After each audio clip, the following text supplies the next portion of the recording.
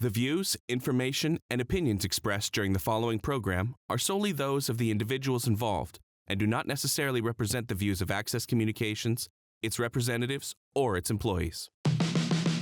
Welcome to Planting Seeds, Philanthropy in Saskatchewan, a show where we connect you to the donors and charities making an impact across the prairies. I'm your host, Victor Roman Morrow, with the South Saskatchewan Community Foundation. I hope you enjoy the show.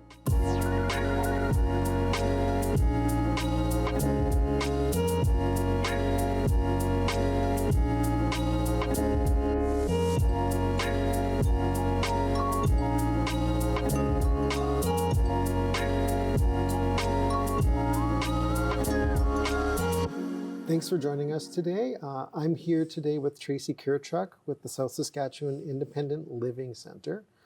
Short is SSILC.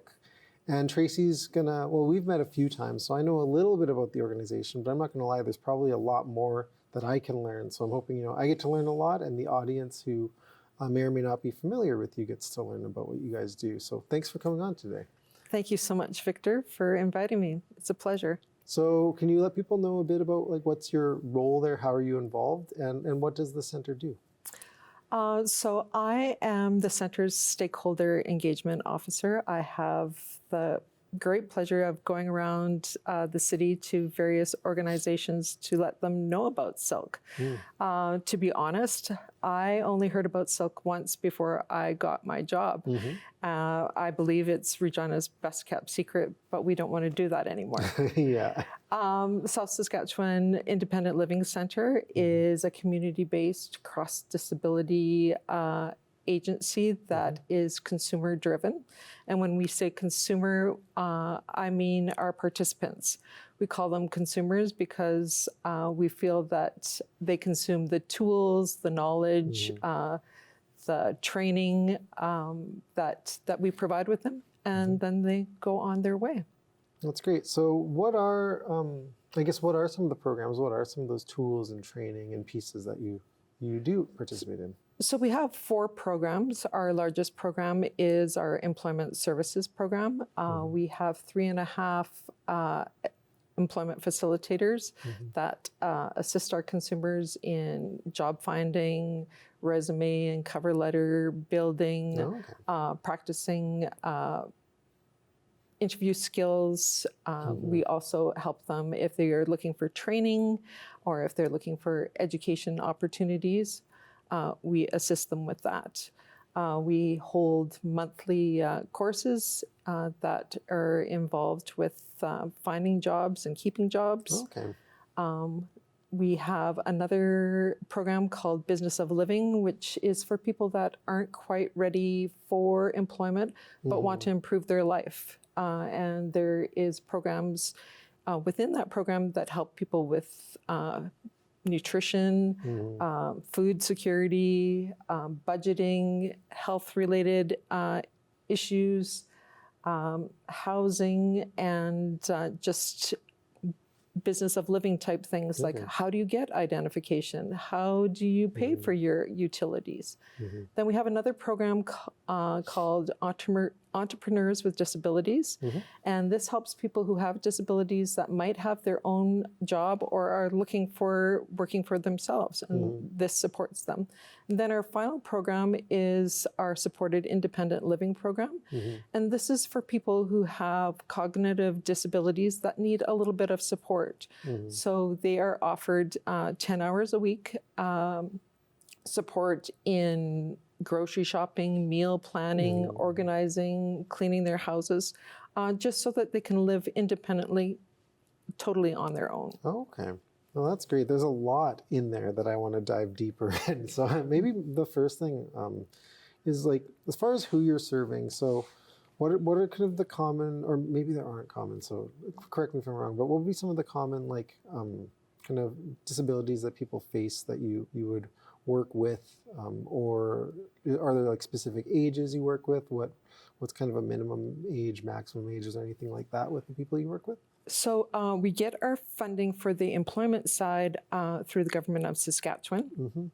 And so we see people ages 16 and above. Okay. We've served people in our employment services who are 70 and older. We offer, support to anybody who self-identifies as having a disability. I'd say since COVID, probably 95% of the people that come through our doors have mental health issues, whether that be anxiety, depression, fear of leaving their house. So we see a variety of different disabilities and different barriers in life. That makes sense. And you mentioned the one program is government funded. Just curious, kind of what does the funding structure look like for your organization? Is it primarily government with some kind of individual donors? Is it grant-based? How does that all mix together, I guess? So for our employment side, we get money from the government of Saskatchewan, as well as in our name, Independent Living. We're part of Independent Living Canada, which has 24 centers across Canada. So we get some funding from them. Our Business of Living program gets funding from the City of Regina. Our Entrepreneurs with Disabilities gets funding from the Government of Canada. And our Supported Independent Living gets funding from the Government of Saskatchewan as well. Oh, okay. And then sometimes kind of grants come into it too, just depending on specific needs or programs? Yes, we've been very, very fortunate to receive grants from Prairie Food System Vision Network to help us help our consumers with food security. We've done a community garden, we've done a microgreens course, and yes, every little bit helps. Yeah. We have, on our website, we have a site to click on private donations. And yes, we encourage anybody to donate there. Yeah, just people that kind of have a close relationship to the cause, or just people that want to see a stronger community, right? Absolutely. And the disability group is the fastest growing group of minorities in Canada. 26% of Canadians live with a disability. Do you know, first off, that's a really high number, and I didn't realize it was that high. It is. It is very high. In 2021, it was 22%. Oh.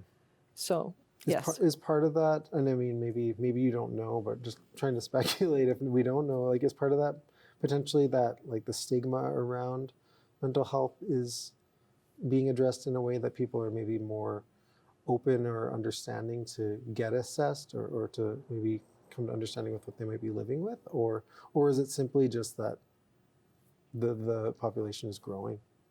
I think it's a combination of both, that conversations around mental health, the conversations around people with disabilities is more prevalent. I think that people are becoming more comfortable with who they are and encouraged to be who they are, and that has made a difference. Here's a question, and this is just thinking about. I know you're a little bit familiar with our vital signs research, and just in this conversation, it's really clear like how SSILC just plays across the board of a lot of the findings of it, which is, the need for food security is going up, the need for affordable and safe housing is going up, but also mental health stresses and mental health needs are going up. And really at the core of that is cost of living. And with the individuals that you work with, how do you see cost of living kind of playing a factor into their day-to-day or their services that they access with you? So in our Entrepreneurs with Disabilities program, there were people who were choosing between living in a house that month or eating fresh fruits. And in a country like Canada, that's shocking. It is, yes. And so, yes, absolutely, the cost of things that go up are really impacting people with disabilities, especially those people that rely on taxis for transportation, or in Regina, paratransit. Yeah. You might not be able to hold a full-time job if you require paratransit, because paratransit only is able to pick you up at certain times. Yeah, so it really limits your... Very, very limiting. Limits like what you can even go out to apply for, Exactly, let alone getting exactly. the jobs, right? Or the location of where your job is. Yeah. Yes. Is there, on that note too, like especially working with people with, visible or physical disabilities, is there, and you mentioned the employment program too, so is there a lot of work with trying to get employers more comfortable with hiring people with disabilities and not feeling kind of like they're ill-prepared as well? Or? Yes, my role has changed slightly in the last year, that looking at more employers who maybe need some education about hiring somebody with a disability. A lot of employers think that a disability is somebody who's in a wheelchair, or somebody who's blind, or somebody who is hard of hearing. Yeah. It goes beyond the visible disabilities that people have. And I think that it would be pleasantly surprising to employers that people who have a cognitive disability would love a job, would be very happy to stay in that job forever. Research says that most employers spend about $15,000 in hiring somebody. If you had an employee for life, that's money in your pocket. Absolutely. And so why not take a chance on somebody with a disability? Now, you mentioned, because I know the office is located in Regina, I'm assuming, would most of the people you work with then kind of reside within Regina, or do you reach people that come in from outside of the city as well? So our name is South Saskatchewan Independent Living, but for the employment side, we just reach out to people who are Regina, Lumsden, and out to White City, Balgony. Because we're provincially funded, we don't want to encroach on any other organization. However, people who reside outside of Regina for other programs, we do phone conversations, we do Zoom, so people can connect those ways with business of living with within Regina. Entrepreneurs with disabilities could be within that outside frame of Regina as well. Just because you just mentioned it, and there was one of the things I wanted to come back to, which is the entrepreneurs with disabilities, because that just kind of piqued my interest, because I'd never heard of that before. So what does that program, like, to go in more depth, like what does that really entail? Like, what's maybe an example of the type of person that might go through there and their journey of the outcome? So they support people who have their own business and they want to grow that business. A lot of independent businesses during COVID really suffered. So entrepreneurs with disabilities sort of help people build up their business. They have training sessions on marketing, advertising, using social media as tools. People who want to start their own business, they're given a business advisor with, how to go about starting your own business. And every year they have a trade and craft show to display their work. And we look forward to hearing that date later in the year. What kind of time frame of the year does that typically happen in? Typically in the fall that they have that. So we'll definitely keep our eye out for that then. For sure, for sure. Amazing. So what would be some of the, I guess, when you look at the organization and kind of where it needs to go in the future, what are some of the biggest challenges that you'd say you're facing right now that you're trying to figure out solutions to, or the resources to implement solutions? So, of course, funding is always top of mind with nonprofits.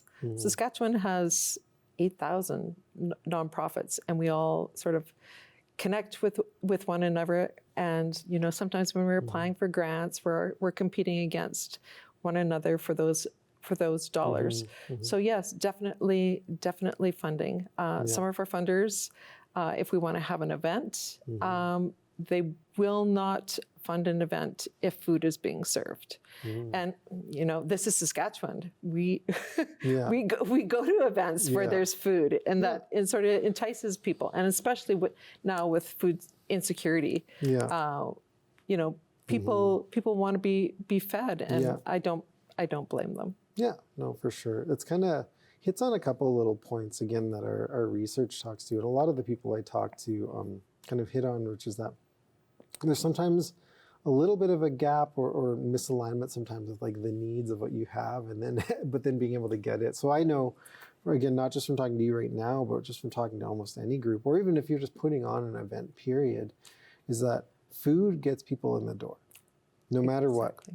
It's one of those ways that if people feel like they're going to go somewhere and they know that there's going to even just be like a quick snack, like they're more likely to do it. Like even outside of this realm, like for example, last year municipal elections were happening around the province, and I went to a couple of those meetings. Every single one you go to has snacks. Right. If they didn't have snacks, be a lot less likely that someone would bring their kids there, like as one example, because it's easier to get your kid out the door if you're like, hey, look, there might be a cookie for you there. Like that simple little incentive actually goes a long way. Or even if you look at if like cultural importance too, for certain cultures, like having food, serving food at something like that is just kind of expected, and it shows a sign of respect as well. So absolutely. For the last 2 years, I've wanted to have a hiring event, but to get employers in the door, you need to provide them with lunch or a snack or something, and we just don't have the funds to do those kinds of things. And I think it's a real shame, because there is people with disabilities that want employment. And just need that opportunity to connect with an employer. That's a good note. So I guess my note to the audience or anybody listening is, one of the things that I've heard is kind of the term true costs, and hopefully finding funders that are more open and willing to understand the true operational costs of an organization and what that implies, because all those pieces are important. So it's like, if you actually want something to succeed by just lifting even one little restriction, can actually make a program or an event or an activity go a lot further. Right. And with 26% of the population having a disability, I'm sure that there is donors out there that know somebody that has a disability and just need that chance. So, and I think you might have said it before, but just to clarify too, and your organization works with people that live with all types of disabilities, right? Absolutely. We have newcomers that walk through our doors that are stressed because they can't find a job or, good housing for their families. So they come to us for advice and for support. And absolutely, mental health is one of our keys that bring people into our place. We are lucky that we have a great connection with the Caring Place and with Regina Public Library right next door to us. Thrive does counseling on Thursdays, so we connect with all kinds of community resources because we know that we can't do it all. So good collaboration happening. Is that the type of thing you're always looking to expand, or? Absolutely. We have some of our consumers that want to get their what used to be called GED. So we have a connection with Ignite that helps people achieve that. We have people who want to learn more about computers so that they can be more accessible to jobs. We have a great connection with Neil Squire. So we are a very community-based organization, and we love our community. I'm curious on that note, because I've heard thoughts on this too, but there's a lot of collaboration happening. I know from like the funder side of things too, and well, I'll use an example, South Saskatchewan Community Foundation. If you apply for a grant from us, any given grant, there's probably going to be a question on there if you're partnering with another organization, and that's always encouraged. And the idea of collaboration is always encouraged. But we also know that at the same time, when it comes to applying for grants, we're saying, okay, but compete. Right. So does that create any sort of barriers for you, or do you find that easy to navigate when you're still trying to work together with people? What I always say to people is we just want the best for our consumers. So if it's not coming from us and it's coming from somebody else, kudos. Yeah. That, we just want the best for our community. And yeah, I know that it's, competitive dollars out there in the world, but what the world needs more of is people-centered. Yes. And that's what we're trying to do is make our organization people-centered, that people come first. Well, on that note too, actually, and this is just coming from some other conversations I had, and I've said this a couple times, but we have, and I know you were at this event, our fundraiser event, where we had about 100 charities, like all in the room, to engage with community members to learn more about the sector. And what occurred to me, and I'm sorry for the audience, this might be the second or third time you've heard it, but like when I looked around that room and I looked at everybody doing kind of everything from, feeding people, providing shelter, environmental causes, mentoring, you name it, is that you can't pluck any of those out and have a community that's still as strong as it was. Like they're all so interconnected and they're all so important to making sure that people are taken care of and that people have a path to kind of a stronger future. So I'm curious, like in your mind, like what would happen if your organization just disappeared tomorrow? Like what kind of gaps would be left?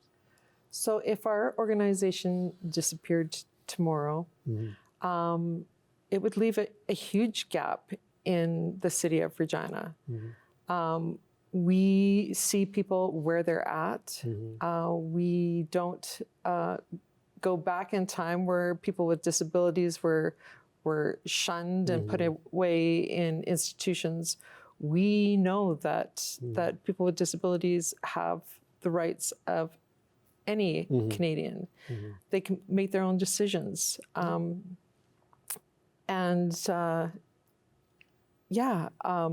don't need a doctor's certificate to say that you have a disability. Some organizations in the city do require that. We meet people where they're at, so people are comfortable coming to see us. And sometimes they're there just for a short time to get some training so that they can get a job. But we also have consumers that have been with us for years because they feel so comfortable coming to South Saskatchewan Independent Living Centre, and they get the support that they need. That's a very good answer to that. And on just regarding like the people coming through your doors, do you have a grasp of kind of how many people you would kind of serve in a year? And as I mentioned, like the quantity maybe isn't so important because you mentioned there might be some people that use your services for a limited amount of time, but then there's those long-term relationships. Right. But just from my idea of like, how many people work there, how many people kind of come through your door, and how much more impact could you make if things were expanded? So we have about 14 staff. In the employment section, we saw 252 people last year. So we increased our target. There was about 50, 60 people that were in the Entrepreneurs with Disabilities program, about 30 people that were in the business of 30 to 50 people that were in the business of living program, and we have 7 people that are in supported independent living. Oh, great! And yeah, so it serves quite a bit of people. Right. Do you have like wait lists or anything like that for any of those programs, or the supported independent living program has a wait list. We have never turned anybody away for our employment services.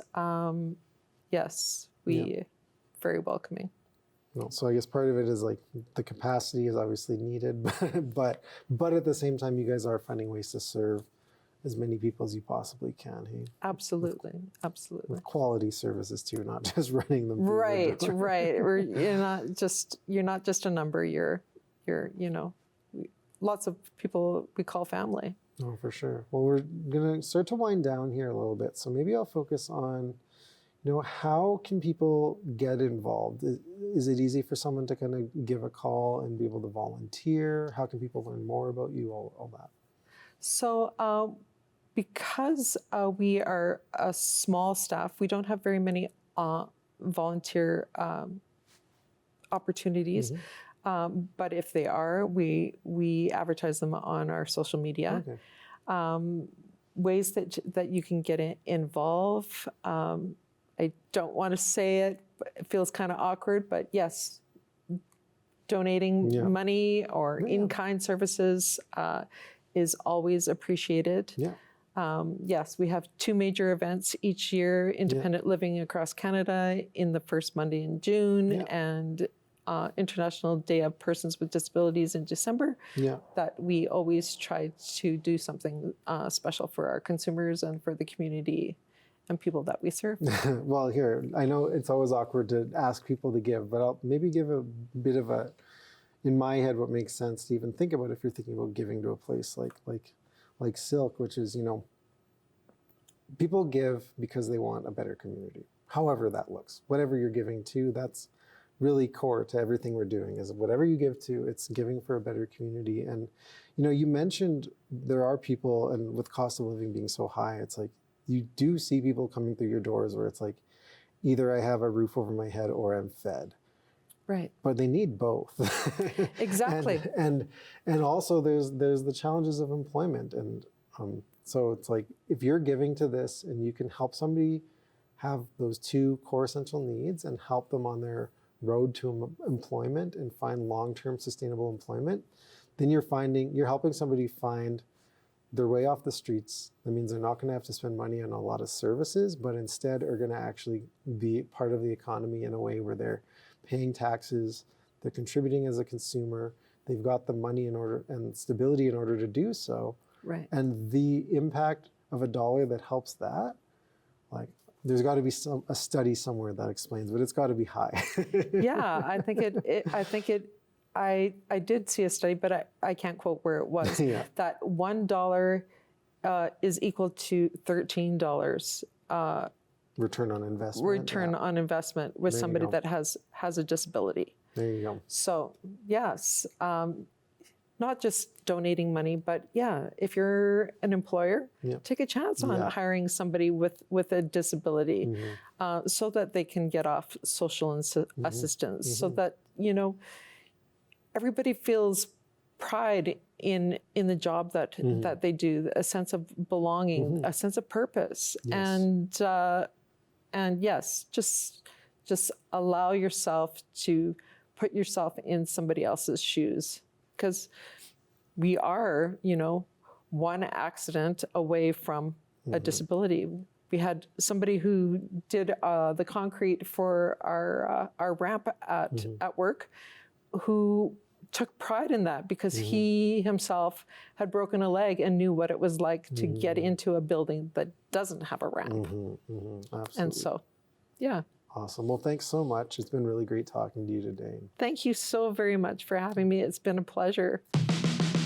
Thanks for tuning in today. If you'd like to learn more about how you can make an impact in your community, visit the South Saskatchewan Community Foundation online at yourlegacyforever.ca.